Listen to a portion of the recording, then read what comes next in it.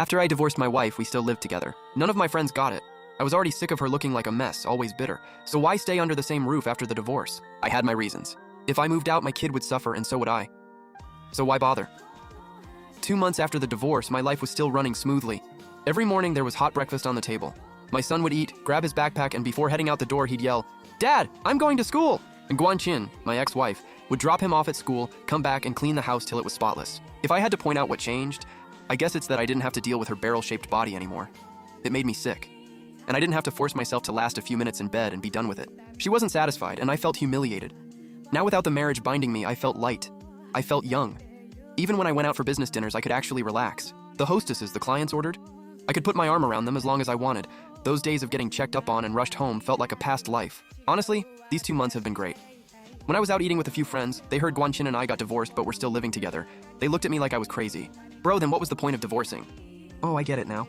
Bro just couldn't let go. Honestly, after all those years together, you really gonna call it quits? They kept talking and the drinks came toward me. They glanced at each other and smiled. Let me guess, she begged you to take her back, right? Over the years, Guanchin had brought up divorce plenty of times. Crying, complaining, even losing her mind. Every time I drove her to the courthouse, she'd apologize and back out. Ever since our son was born, this had been going on for 7 years. At first I thought it was postpartum. The doctor said mood swings were normal. But come on, she couldn't still have postpartum depression by the time our son was in elementary school, right? What my friends said made me scoff. Feelings? Whatever. We're in our 30s, not some love-struck teenagers. And this time, Guanchin was the one who asked for the divorce. One night after our son fell asleep, she threw the divorce papers in front of me. Zhang Yongliang, let's get divorced. Those papers had been sitting in the nightstand drawer for 3, maybe 5 years. She'd pull them out every time she brought up divorce. I didn't know what set her off this time, so I just said, if you're sure, let's do it. The next morning, right after our son left with his backpack, she turned around and reminded me, see you at the courthouse. I froze, almost dropped the bun in my hand. Not until we got there did I realize she had changed the divorce agreement. I'm not asking for much. Assets split 50-50. I don't want the company, just cash. Our son can go with either of us. This house we live in is in a good school district. If he stays with you, you get it. If he's with me, I get it. For the first time, I saw real determination on her face. She said she'd take our son and wouldn't change his last name.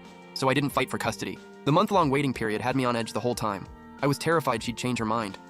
Life these past few years wasn't unbearable, but it was suffocating. I still don't get what made her turn out like this. As for the divorced but still living together part, that was actually my parents' idea.